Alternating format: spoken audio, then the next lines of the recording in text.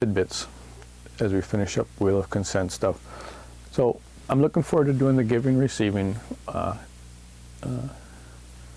exercise with my wife. Just has not worked out. She worked late today. Yesterday I was kind of too tired. Tonight I'm just like not in an energetic space to work with that. Just it feels like I need to go to bed. But it's on the docket. It's out there. We'll work on that when the next opportunity is.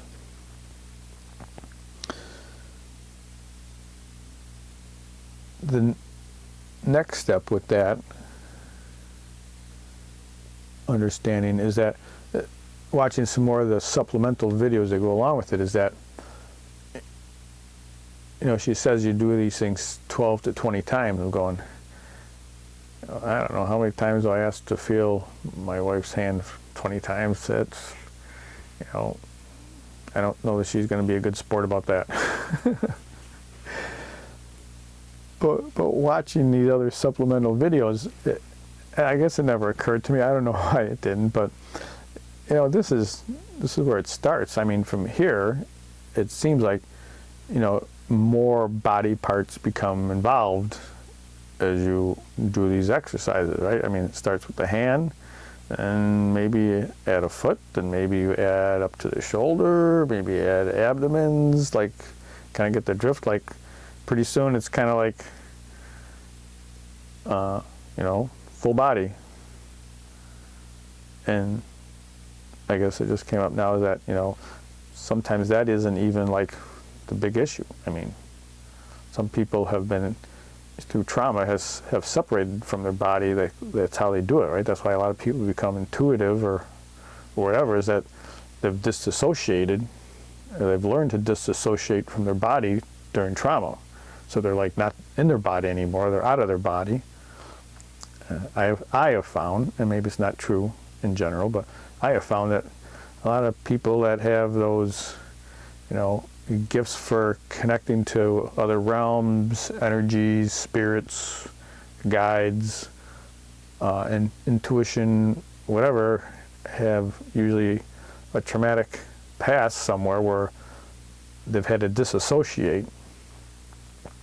And so they've become able to access to others' realms because they're not in their body anymore. So where was all this going? Right, so, you know, as this Wheel of Consent goes to a full body mode, even beyond that or in conjunction with that, you know, there's the emotional body, right? I mean,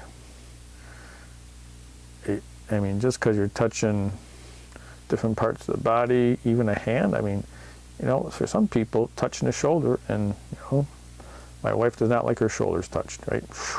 Bad, bad, bad, bad, bad, bad, bad, right? So, even something as seemingly innocent as that has some very strong emotional stuff. So, and past that, I think energetically, if you're working in the energy fields and chakras and flows and meridians and all those things,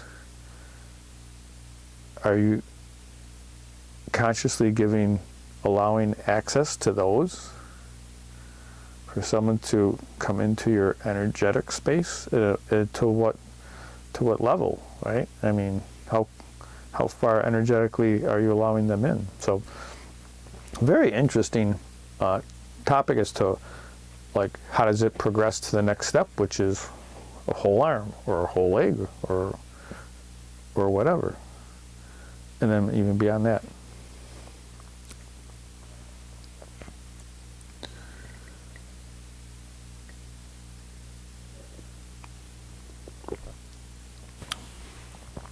So those were, looking forward to the next taking giving one, and then to see how that progresses outwards. And you know, when you get into the energetic realms and working on these things, it's not a mind game. You know, it's not anything in the mind. You can't think about this. You can't think it through. You can't form mental barriers or fences around it, or make containers or boxes for it. You need to experience it. You need to just, find a partner and create a sacred space and explore it and experience it and see what parts come up, what gets triggered on what levels, and what bodies, supposedly the 10-body system, right, for all kinds of different models to explain different modalities for people.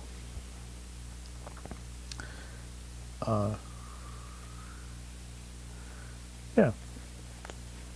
All right, enough of that one said.